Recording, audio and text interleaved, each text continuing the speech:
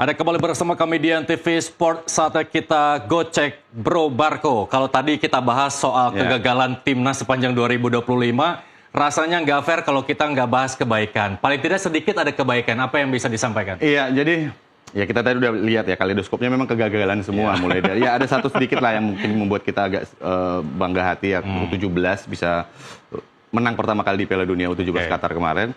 Dan sisanya membuat hati miris. Tapi kita kan sebagai orang timur ada untungnya gitu. Apakah ada yang baik? Masih ada untungnya, seperti tapi nggak banyak ya kan? Ya, boleh kita lihat. Tadi saya udah coba berbincang dengan beberapa rekan-rekan juga ya. Ada Bung Harpa juga yang menjadi pengamat A1, terus ada juga mantan pemain timnas, ada Supriyono Prima. Terkait dengan ada nggak sih hal baik dari timnas Indonesia, khususnya senior ya, di tahun 2025 ini. Nah, apa saja itu? Hal baiknya?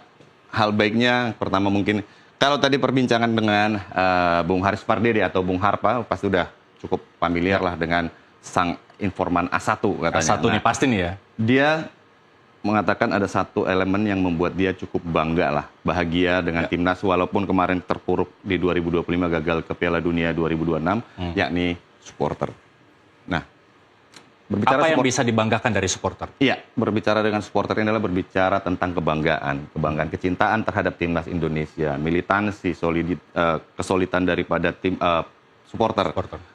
Terhadap timnas Indonesia. Walaupun apapun yang terjadi, dukungan terhadap timnas itu tidak pernah surut. Nah, kalau kita lihat sebenarnya dari angka-angka ini, sebenarnya angka yang tadi akhirnya saya coba elaborasi juga, mencari beberapa sumber seperti itu. Ini ada dari Garuda Statistik. Ini tahun atau 2025 kemarin, bulan Juni tepatnya, Indonesia itu dinobatkan sebagai juara penonton terbanyak di kualifikasi Piala Dunia round 3. Jadi pertandingan yang berlangsung di round 3, Indonesia itu merupakan tim dengan penonton terbanyak dengan angka 325.593 orang. Nah, untuk average-nya itu berarti itu rata-ratanya ini adalah 65.118 per laga. Dan penonton terbanyak itu adalah saat Indonesia berhadapan dengan Australia di Gelora Bung Karno, di mana saat itu pertandingan berakhir dengan 0-0. Dan kalau kita lihat di sini, ini adalah angka yang cukup fantastis, di mana Indonesia berada di urutan teratas. Jadi fanatisme sepak bola, fanatisme terhadap timnas, boleh dikatakan nggak ada lawan di kawasan Asia, bahkan Jepang juga masih ada di bawah. Dan ini sebenarnya berbicara tentang supporter ini adalah dari tahun, kan kita nggak, selama ini timnas ini nggak ada prestasi. Nggak ada prestasi begitu ya. Dalam hal juara ya. Pertanyaan juga, mengapa orang-orang ini tetap fanatis mendukung timnas meskipun sampai saat ini belum pernah merebut juara? Iya, ini masalah kecintaan. Jadi saya berkata ini adalah masalah kecintaan terhadap timnas Indonesia.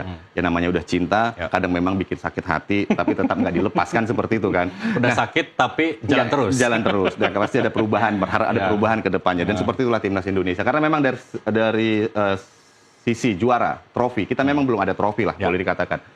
Paling maksimal kita meraih runner up di ASEAN Cup atau Piala AFF. Dan kemarin adalah perjalanan terjauh Indonesia itu di kualifikasi Piala Dunia. Sampai putaran keempat. Biasanya sampai putaran ketiga penyisihan grup aja. Bahkan penyisihan grup udah selesai gitu. Jadi kita nggak pernah masuk ke fase yang lebih jauh dari situ. Dan ini kita sampai ke round 4 hanya 180 menit. Kalau kata Patrick Kluivert kemarin dari Piala Dunia, tapi kita akhirnya kalah dari Arab Saudi dan juga dari Irak. Akhirnya kita gagal ke Piala Dunia 2026. Tapi tidak menyurutkan supporter, dalam artian kebanggaan atau kecintaan terhadap timnas akan tetap terbangun. Walaupun kemarin mungkin sempat ada friksi di media sosial terkait dengan pergantian pelatih antara Sintayong dan Patrick Kluivert. Tapi kalau dari paling pengalaman, tidak mereka punya optimistis bahwa suatu hari timnas bisa merebut juara. Betul. Karena memang ada siklusnya biasanya. Dari saya pertama juga meliput di sepak bola Indonesia. Tahun berapa? Udah tahun 2005 ya. 2005 euforia timnas itu sebenarnya udah terjadi beberapa kali ya. Ada 2007 saat Piala Asia, saat itu euforia timnas itu cukup luar biasa. Walaupun saat itu belum ada medsos, jadi nggak sehingar-bingar sekarang. Tapi jumlah penonton yang datang ke stadion itu cukup besar. Walaupun Indonesia juga nggak lolos saat itu ke fase knockout. Lalu setelah itu ada 2010 saat Indonesia sangat mendekati sekali menjadi juara untuk Piala AFF untuk pertama kalinya di bawah asuhan Alfred Riedel. Walaupun akhirnya kalah sekali dan kita gagal juara melawan Malaysia saat itu. Dan itu juga euforianya cukup luar biasa. Saya bisa menyaksikan bagaimana stadion GBK yang awalnya kosong. Karena saat itu memang masih ragu dengan kemampuan timnas. Mulai terisi penuh dan sampai tiket susah dibeli. Dan saat itu penonton-penonton dari Sudirman, bilangan Sudirman habis kerja nonton ke GBK itu hal yang jarang terjadi saat itu.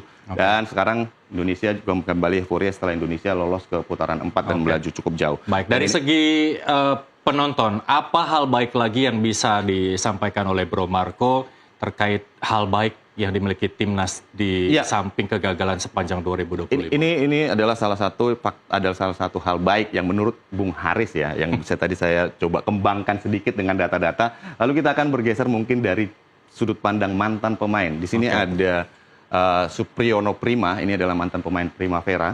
Jadi bukan pengamat, dia ya sekarang pengamat juga, tapi dia mantan pemain. Artinya dia pernah ada di skuad timnas Indonesia. Dia melihat adalah menggarisbawahi adalah skuad yang cukup mewah di sini. Ini mewah bukan berarti semuanya pakai jam tangan Rolex, bukan. Bukan karena itu. Jadi intinya adalah di sini yang disoroti oleh Supriyono Prima adalah skuad ini punya pemain-pemain yang bermain di kancah Eropa. Dan kita tahu sekarang saat ini ada paling tidak 4 pemain yang bermain di Liga Top Eropa. Ada yang bermain 2, ada Emil Audero dan J.I.J. yang bermain di Serie A, Liga Italia, yang salah satu dari top 5 Liga Top Eropa. Lalu ada Kevin Dix yang bermain di Borussia Mönchengladbach di Bundesliga. Lalu ada Carvin Verdong yang bermain di Lille di Ligue 1. Dan ini merupakan pemain Indonesia terbanyak jumlah bermain di Liga Top Eropa. Sebelumnya memang ada Kurniawan Julianto yang bermain di Sampdoria, FC Lucerne dan segala macam, tapi hanya 1. Ini ada 4. Artinya apa? Artinya kita memiliki pemain-pemain yang punya skaliber Eropa seperti itu. Apakah itu artinya juga dengan adanya mereka ini Indonesia mampu melaju sampai putaran keempat babak kualifikasi Piala Dunia 2026 atau belum juga? Iya, jadi ini kan kemarin mereka adalah pemain-pemain yang ikut memperkuat timnas Indonesia hingga ke putaran keempat walaupun akhirnya tersingkir atau kalah gagal ke 2026. Tapi paling tidak dengan mereka berpengalaman di pentas top Eropa nih, ini mereka bisa transfer knowledge ke pemain-pemain yang ada di skuad timnas Indonesia. Berikutnya ya, kita belum tahu nih komposisi seperti apa yang akan dipilih oleh pelatih baru yang kabarnya akan ditangani oleh John Herman. Tapi paling tidak dengan kehadiran mereka ini, mereka paling memiliki mental bertanding atau pengalaman yang lebih modern lah dengan sepak bola modern di Eropa dibanding yang lain-lainnya. Ini juga termasuk harga-harganya yang memang terbilang fantastis begitu ya? Betul sekali. Jadi kalau kita lihat di sini Calvin Verdong setelah dia pindah ke Lille ini semua di 2025 mereka pindah ke klub-klub ini.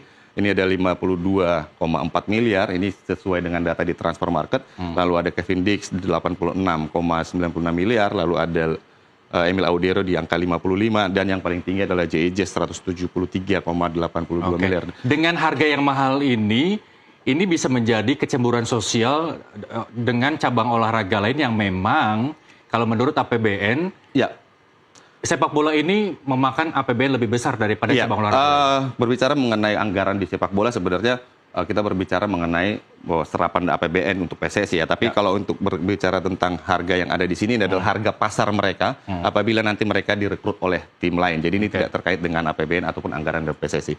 Jadi yang perlu kita garis bawahi adalah pemain-pemain ini adalah pemain yang sekarang menjadi sorotan dunia. J.I.J. contohnya.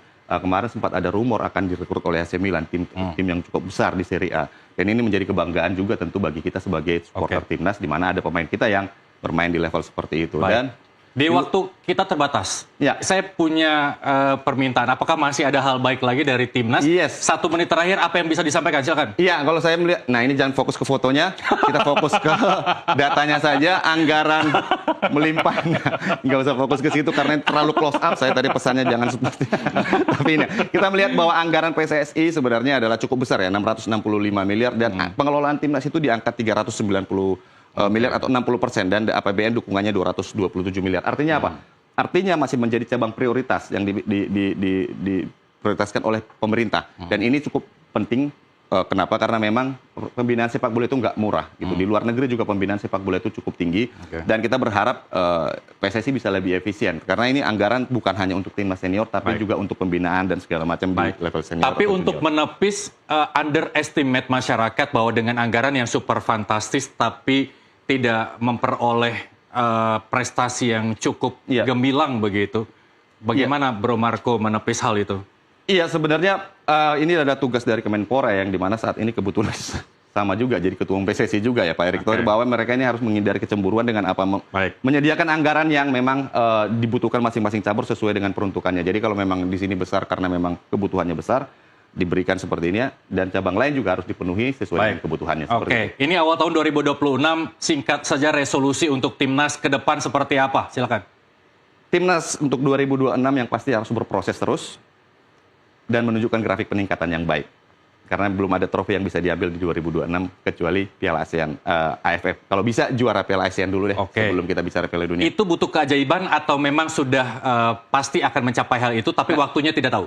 Enggak, itu enggak butuh keajaiban, hanya butuh konsentrasi dan juga konsistensi dari federasi dalam membina atau menjalankan timnas Indonesia ini. Karena Piala Asia, Piala ASEAN atau Piala AFF ini udah hampir 5 kali kita masuk final dan sebagai finalis. Tinggal dikit lagi menjadi juara. Jadi bukan mustahil kita bisa meraih Piala AFF. Luar biasa. Harapannya Bro Marco ini juga mungkin harapan masyarakat Indonesia, terutama para pecinta bola yang tadi jumlahnya fantastis. Betul menurut sekali. Bung Harpa begitu ya. Baik, terima kasih Bro Marco telah bergabung bersama kami di Gocek Bro Marco. Kita ketemu di lain kesempatan. Dan pemirsa, Gocekan Bro Marco mengakhiri NTV Sport hari ini. Saya Muhammad Irsa mewakili kerabat kerja yang bertugas mengucapkan terima kasih atas kebersamaan Anda. Selamat malam dan sampai jumpa.